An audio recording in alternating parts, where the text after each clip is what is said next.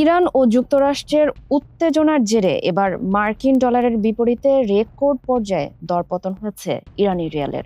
২৭ জানুয়ারি আন্তর্জাতিক মুদ্রা বাজারে $1 বিপরীতে রিয়ালের দাম দাঁড়িয়েছে ১৫ লাখে।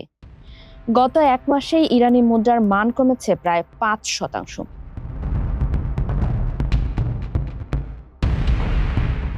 এই অবস্থায় ইরানের নবনিযুক্ত কেন্দ্রীয় ব্যাংক গভর্নর দাবি করেছেন বৈদেশিক মুদ্রা বাজার স্বাভাবিক গতিতেই চলছে। তবে বিশ্লেষকদের মতে সাম্প্রতিক রাজনৈতিক অস্থিরতা ও নিরাপত্তা ঝুঁকি এই দরপতনের মূল কারণ।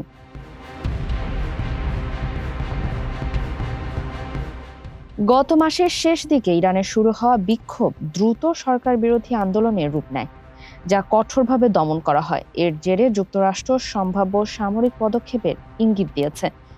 ইতোমধ্যে মার্কিন বিমান বাহিনী রণতরী ইউএসএস আব্রাহাম লিঙ্কন সহ যুদ্ধজাহাজ মধ্যপ্রাচ্যের জলসীমায় অবস্থান নিয়েছে, যা পরিস্থিতিকে আরও উত্তপ্ত করে তুলেছে। ফারিহা আহমেদ, মানবকণ্ঠ।